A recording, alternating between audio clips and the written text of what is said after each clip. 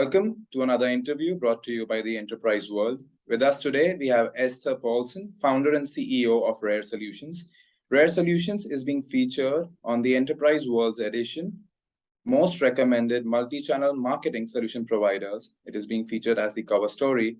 Now, without much ado, let's welcome Esther Poulsen. Hi, Esther. Thank you for being with us today. Hello, it's a pleasure to be here today. So Esther, let's begin this conversation by you telling us about Raare Solutions, what it offers and what it is. Sure. So Raare Solutions is an operational marketing firm.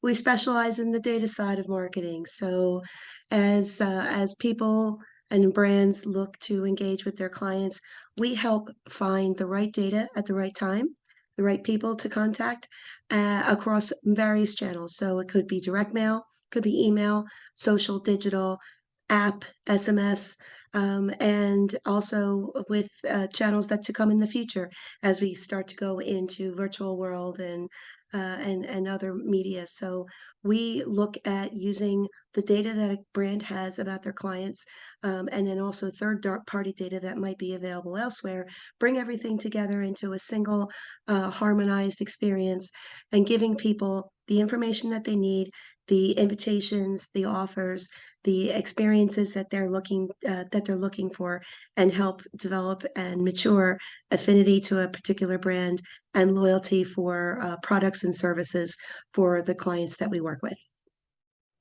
Right. So coming up on that, so data-driven insights, as you said, today it's more favorably known as metric-driven stats and insights. So what is your view of multi-channel marketing, especially in today's integrated world, as you said, that everything is pushing digital?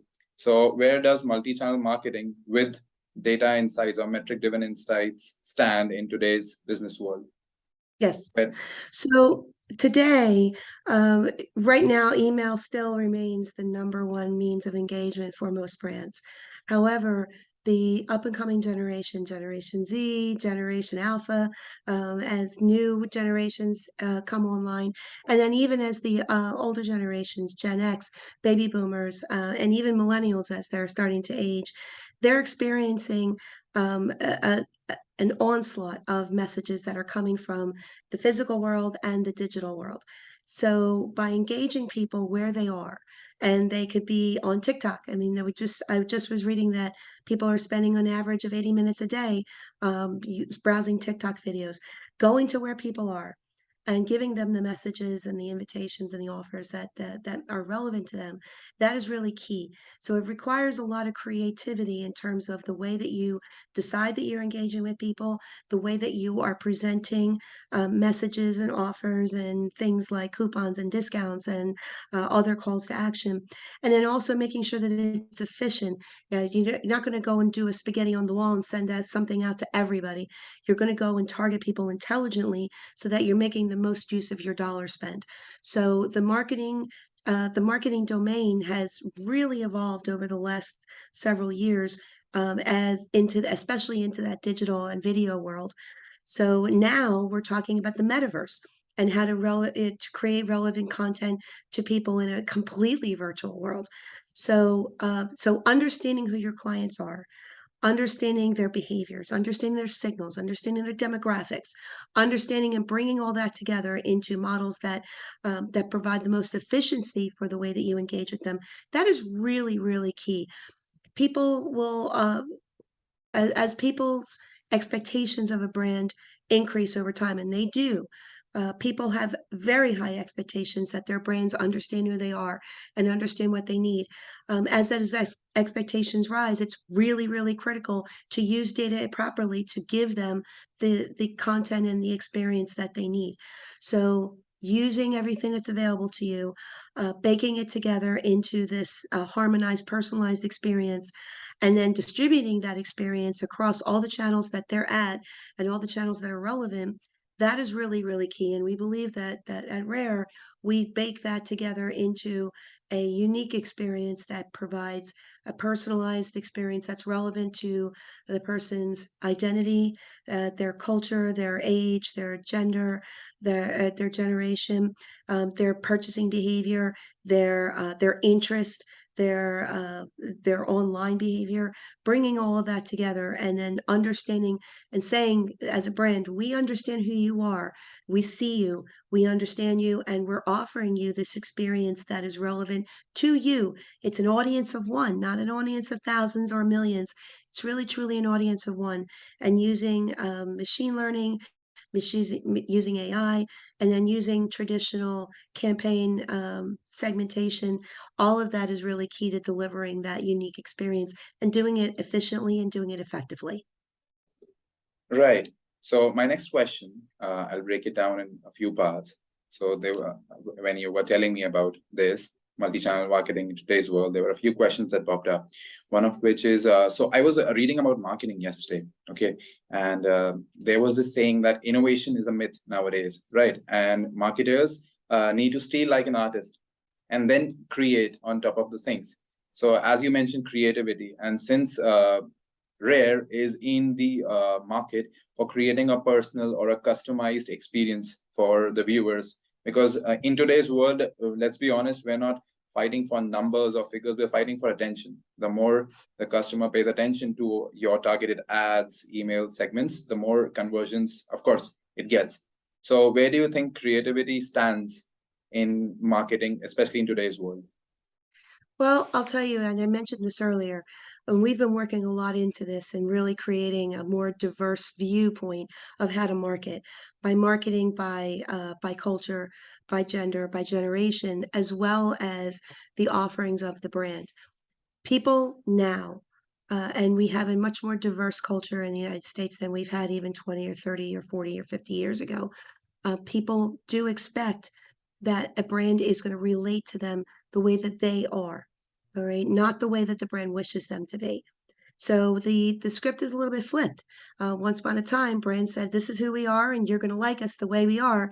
Now, brands are facing a huge amount of competition from upstarts, from smaller providers, from smaller brands, and that is getting the attention through social media. It's getting the attention of eyeballs and getting the attention of dollars. So the larger brands really have to understand that and then create that personalized, very individualized experience. It is really, really critical to spend the time, invest the time to understand who your clients are and the way that they're expecting to be reached out to. They want to be reached out to. There's this myth that people don't want to hear from brands, that they don't want to get mail, they don't want to get spam, they don't want to get ads. That's not really true. People do want to receive messaging. They just want to receive messaging that's relevant, and they don't want to just be marketed to. They want to be related to. They want an experience. It's not just about your next best offer. It's not just about your next best action. It's about your next best experience. What is that experience with the brand, and how are you delivering it? So looking at all of the data that you have about a person, baking all of that together into this unique universe of experiences, offers, content, and then delivering it in the place that the person is. That is where brands will succeed. That is where brands will find their magic. And that's how they're going to be able to reach across multiple genders, or across multiple generations, across multiple cultures, by keeping those principles in mind and then using all the data and using the discipline of targeting, the basic principles of targeting and segmentation, which, to be honest, have never gone away and will never go away. By using them together, that creates that true brand experience that keeps people loyal. It brings new people into a brand, and it keeps them loyal, keeps them coming, keeps them buying, keeps them engaging. That is what provides longevity for a brand over time, and that is how the brands will compete. Great. That was insightful. So the next part of my question is, since creativity is answered, now talking about these new and upcoming trends, let's just say blockchain, and as you rightly mentioned, metaverse, right? So the buyer personas that we would like to call it, right? The buyer personas that we create, so they are very much varied, right? Plus there's a cloud of doubts and questions and legitimacy, authenticity, etc., revolving around it. So how does Raare prepare itself for marketing in spaces like these, in which the users are very much limited, plus there's a lot of talks going around? So where is your and Rare stand on these new and upcoming, as you said, Generation Alpha's technologies like metaverse and blockchain, which of course is today is new, but it will be tomorrow's normal or traditional as we go ahead. So where is your take in this? I think, I mean, people love to bandy around the new, oh, it's going to be the metaverse, and it's going to be blockchain, it's going to be all these things. But ultimately, we can't forget the principle of marketing, and that is you as a brand, or you as a supplier, are you giving people the content and the experience that they expect? And it doesn't really matter whether it's in the metaverse, whether it's on a website, whether it's on a cell phone, whether it's in the mail. If you are giving the people the messages and the offers and the experiences that they need, the buzzwords of ultimately aren't going to get you anywhere if you're not following the principles of, are you delivering the experience that the person wants? Yeah, it is great that you can create in the metaverse a virtual store, but is the virtual store there to help people understand your brand better? Is it there to provide service? Is it giving someone what they ultimately really, really want, rather than it just being a performative experience rather than a customer-focused experience? So everybody's rushing to all these new technologies because they think that going with these new technologies is going to make them new and relevant. But at the end of the day, if you're not giving people the thing that they want, which is the brand understands them and the brand is giving them the things that they need, and they're making the experience of engaging with the brand enjoyable and relevant, it doesn't mean anything. So my take on it is that you have to get back to the principles of why you're there. Why are you there? You're there to help a client or a customer, prospective customer, understand who you are, understand what you have to offer, and then give it to them in as easy a way as possible. Look at what has happened with delivery over the last few years.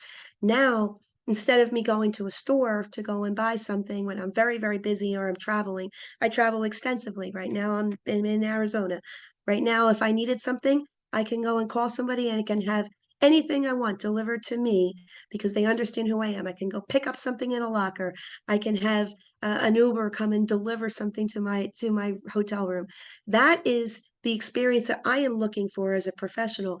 And the brands that I engage with understand that, and they give those things to me as a professional. And that goes with brands that are going towards the young people, towards adults, towards seniors, everybody. By creating that really, really dynamic experience, doesn't matter whether it's done in the metaverse or whether it's done on TikTok or whether it's done in email or whatever. If you understand who your clients are and you're giving them what you want, you will succeed. Well, that was insightful. Now, my next question to you would be, as you rightly mentioned that email marketing is still the #1 tool for approaching and targeted customers. Earlier, it was RSS feeds, and email marketing replaced RSS feeds. So as the technology is, getting obsolete in 2-3 years of time, and it will, of course, pace up as we go ahead into the future. So where do you think marketing solutions and, traditional marketing strategies, let's say email marketing for one, just an example, how will it be in the coming future? Will it go obsolete, or will it be something new, or will it stay relevant? I believe that email is always going to be with us. I think the nature of email is that it allows a person to approach the content and experiences that they want on their time, and it allows you to have the leisure of a pace of reading, of thinking, of engaging, and I believe that that's still very important.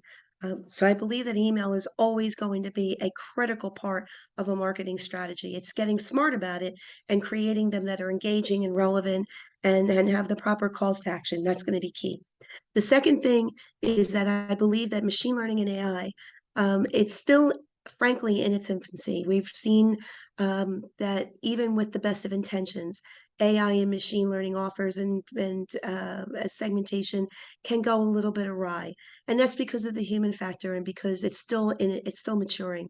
I do believe, though, that AI and machine learning usage in creating and presenting experiences will become more and more relevant.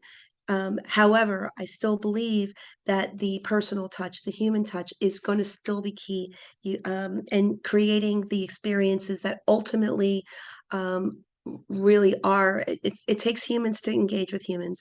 I think that there's a temptation to have just the machines take care of everything, but I believe that without making sure that there's a strong hand of the human factor in there, that it'll become very stale, and it'll become more and more irrelevant, especially for more isolated markets and targets and segments. So keeping a strong hand in the machine learning and AI world is going to be key, but machine learning and AI is going to be more and more of a factor in the creation of that personalized customer experience. I think that the blend of both the human factor and the machine factor will create that perfect experience for clients in the years to come. So I'm really, really excited to see how that will evolve, particularly in the major campaign operations platforms. But I still believe that there is a space for that more personalized human contact, especially for premium and luxury brands. So it's important to not forget those first principles and not leave it all to the machines. It is important to keep that human factor in mind, because otherwise I believe that it will become a little bit rote, a little bit and a little bit derivative, and that's not where the magic is. The magic is really in that human to human interaction. We are human beings. We're designed to interact with one another on a person by person basis. Keeping that blend in mind, I think, is going to be really, really key to be successful as the technologies evolve in the years to come.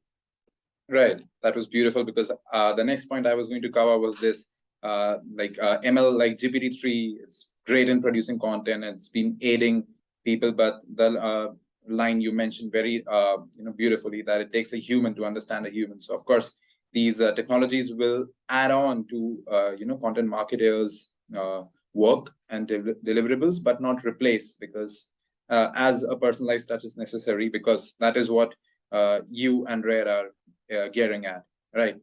So staying in this perspective only, where do you see Rare ahead in the multi-channel marketing space?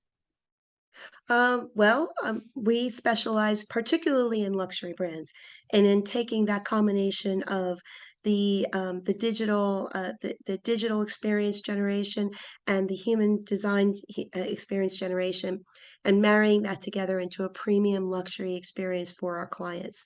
So I believe that we're going to continue to command that space in luxury marketing, and also to take the luxury marketing principles and apply it across multiple verticals. And so just because there's a perception that luxury has to be expensive and isolated, and it has to be very super personalized, you can take those principles and you can apply them to other brands as well, and continue to give people this premium, personalized, individualized experience, knowing who they are, knowing what they want, and you can apply those principles really across to any type of brand. So we're looking forward to that. We're looking forward to using AI and machine learning more extensively in customer modeling, and in creating the experience that they're looking for. As an example, using machine learning and AI to deliver, instead of sending out a blast of emails at 10 o'clock in the morning on a Tuesday, every individual gets their message for what we have observed, or what our machines have observed to be the optimal time of day for them to open up that message. And knowing where they are. They might be, for someone like me who travels around the world. So creating content that's relevant to where they are, who they are, what they are, and how they are. And using AI and machine learning to help boost the basic human interacting action that we're designing, along with the other agencies that we work with in campaign work and marketing work with our clients. So we're looking forward to continuing to be a great partner, not only for the brands that we work with, but also the agencies that have a creative vision, and helping them bring that to life by using that combination of machine intelligence and human intelligence to create that overall holistic experience. So I believe that in that we're going to continue to command our space certainly in luxury marketing, but also to apply those principles in other verticals as well. Right. So just out of curiosity, how marketing for a luxury brand is different as compared to other brands which are not, target specific or user specific, because luxury aims at a very defined set of users and visitors, or a population, as we would like to call it. But what about other industries? What about other domains? How different is handling marketing for a luxury brand as compared to other brands or industries? So for a lot of our clients, they have some of them have a relatively small clientele, and they may only be selling a few thousand of their products a year. But they still require, and they require very high touch. They're extremely demanding. Their time is at a premium. So we take that in mind when we deliver them an experience. We deliver experience that's respectful of their time and respectful of where they may be. And so we use all the information we have about them to deliver a very hyper-personalized experience. Now, that concept of having that hyper-personalized experience is not necessarily isolated to just luxury. Though we might be taking the principles and then applying them to, instead of engaging with thousands of people, we could be engaging with millions of people with the right platform and solution to back us up to create that personalized and very harmonized experience. So even though luxury the content and the messaging might be very, very bespoke and very, very specific to that individual, you can still take those principles and apply them to much larger populations and much larger platforms. So I believe that what we are offering is the ability to take that luxury experience and apply that to markets and products and brands that maybe don't perceive themselves as the quote unquote luxury or super luxury, but still want to deliver a premium personalized experience to their clients. So we believe that we can take those principles and apply it there and give their clients that same, we see you, we understand you, and we're offering you this great experience. Whether they're spending $1 on things or whether they're spending $1 million on things. So that's, I think, where our magic is. Well, that was really interesting. Now, my next question to you would be, since you're a successful marketer and entrepreneur yourself, what advice or message would you like to give out to budding entrepreneurs and marketers, or both? Okay. Well, it's this. Do not be afraid. If you have an idea, if you have a concept, believe that in yourself, believe in your ability to find the right people, the right tools, to make your dream happen. So many times I've heard from other people that I've talked to about starting a business, and they say, well, I'm afraid.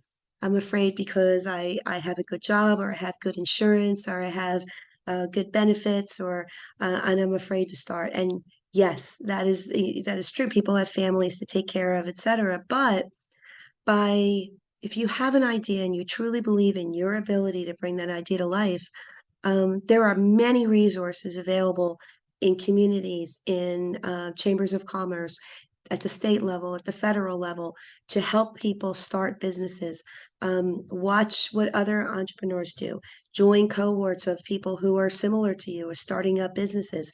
Use the network that you have to give you advice, to keep you strong, to keep the faith as you go through this. You will have ups and downs. You will have great days and you will have terrible days, but that is part of the process. Ultimately, at the end of the day, you're building something for yourself, and you're building something that maybe could last multiple generations. But I would say the faith in yourself and the faith in that you have something great to offer to the world, hang on to that every single day, that what you're doing is truly needed in the world. And the ups and downs, you'll get through them and you will succeed. And the other thing is, be good to your people. The people who come along with you on the journey, they're not the owners, but have faith in them, treat them respectfully, treat them with dignity, and they will stand by you. And that's certainly been my experience, and I'm very blessed to have amazing people who work for my company, and they really make the magic happen. And I believe that just treating them as great resources, as great insight people, as great companions on this journey, I think that is really critical to being successful over time. Well, that was really insightful. With this, we call it a wrap. Once again, thank you so much for being here with us, Esther. It was really great talking to you, and it was really insightful. So, people, with this, we call it a wrap. Thank you for being here with us. Once again, Esther Poulsen is the founder and CEO of Raare Solutions. She, Raare Solutions, is being featured as the cover story of the Enterprise World's most recommended multi-channel marketing solution providers. You can check out our website and read more about it. Thank you so much. Thank you so much. Take care.